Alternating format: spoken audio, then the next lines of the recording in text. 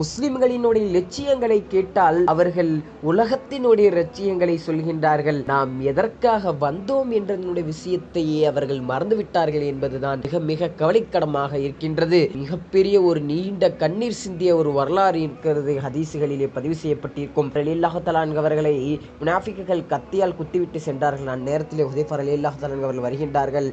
ஹுதைஃபா ரலியல்லாஹு தஆலா உமர் எல்லாம் கேட்கின்றார்கள், நயவஞ்சக பட்டியலையும் முனாஃபிக்குகளின் பட்டியலில் என் பெயர் இருக்கின்றதா என்று மீண்டும் மீண்டும் கேட்க ஹுதைஃபா ரலியல்லாஹு தஆலா அவர்கள் அந்த இடத்திலே சொன்னார்கள், நாயகம் சொல்லிய ரகசியத்தை நான் எப்படி உடைப்பது என்பதாக கேட்டார்கள். மீண்டும் மீண்டும் என்னுடைய தருவாய், கடைசி தருவாய் சொல்லுங்களே என்பதாக ஹுதைஃபாவிடம் கேட்கும் பொழுது ரலியல்லாஹு தஆலா அவர்களிடம் சொல்லே என்பதாக சொன்னார்கள். இந்த இடத்திலே அல்லாஹு தஆலா ஒரு பாடத்தை இந்த சமூகத்திற்கு வைக்கின்றான். பெரிய ஒரு கலீஃபா, நீதிக்கு நிலைநாட்டியவர்கள், நாயகம் சொன்ன விஷயத்தை தட்டாமல் செய்தவர்கள், அவர்களே பயந்தது அல்லாஹ் நம்மை முனாஃபிக் ஆக்கி விடுவானோ என்ற ஒரு ஈமானினுடைய உச்சக்கட்டத்தை அல்லாஹு தஆலா இந்த இடத்திலே விளக்குகின்றான். நாம் எல்லாம் வந்ததனுடைய நோக்கம் இந்த உலகத்தினுடைய ஆசைக்காண்டி அல்ல, இந்த உலகத்தை அனுபவிக்காண்டே அல்ல. அருமையிலே செல்வதற்கு, நாம் இந்த கபூரினுடைய வாழ்க்கையை சிறப்பாக்குவதற்கும், நம் நாவிலே கலிமாவோடு மௌத்தாகுவதற்காக வந்திருக்கின்றோம். நாளை நாயகத்தோடு இருப்பதற்காக நாம் வந்திருக்கின்றோம். ஆகவே அமல்களின் பக்கமும், தௌபாவின் பக்கமும், தக்வாவின் பக்கமும்,